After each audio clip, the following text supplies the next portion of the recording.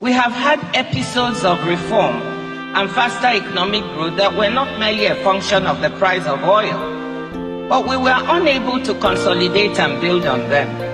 And millions, indeed scores of millions of our compatriots have paid the price in terms of diminished job prospects and human well-being. For example, in the decade between 2000 and 2014, we had an average GDP growth rate of 3.84%, well above our population growth rate of 2.6% per annum, meaning that people were on average truly improving their standards of living. During the following decade, average annual GDP per capita growth has been negative, around minus 0.9%, meaning people were worse off because we were not able to sustain prior positive growth momentum. A very important part of the explanation for why we've not been able to succeed is lack of policy consistency.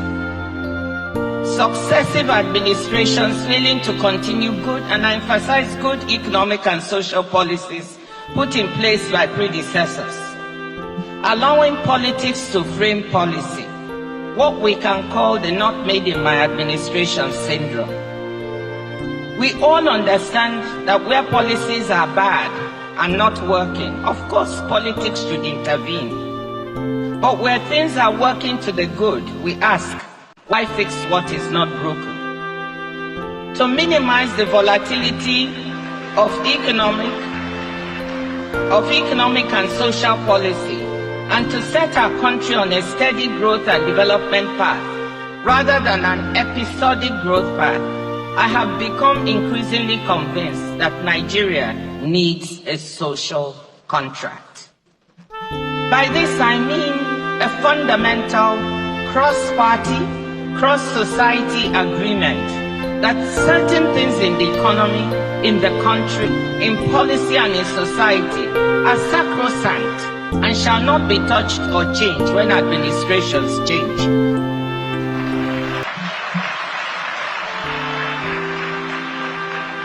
And the private sector and Nigeria's civil society, including influential actors like the NBA, have important roles to play in policing a social contract and holding the political class accountable.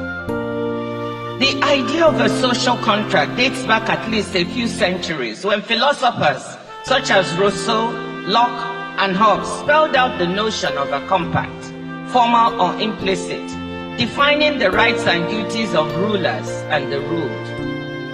A more focused definition for our purposes comes from the former head of the London School of Economics and the former president of Columbia University, my former World Bank colleague, Minouche Shafik. She describes the social contract as being about how we pool our resources to provide the public goods we agree are needed, and how we support those affected by adverse shocks. Her book, What We Owe Each Other, A New Social Contract for a Better Society, argues that in our fast-changing globalized economy, we need a new social contract to create a sense of security among people. What I'm calling for here is even more basic.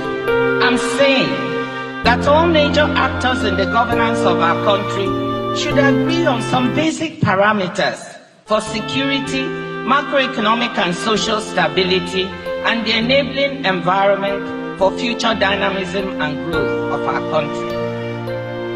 Once agreed, these parameters and policies should be institutionalized or enshrined in law, or even be made part of our constitution, not to be tampered with, except perhaps through a national referendum involving the entire country and society. My convictions on Nigeria's need for a social contract were reinforced recently when I was in Peru on an official visit. Looking at the country as a Nigerian, I was struck by the mismatch between its politics and its economic performance.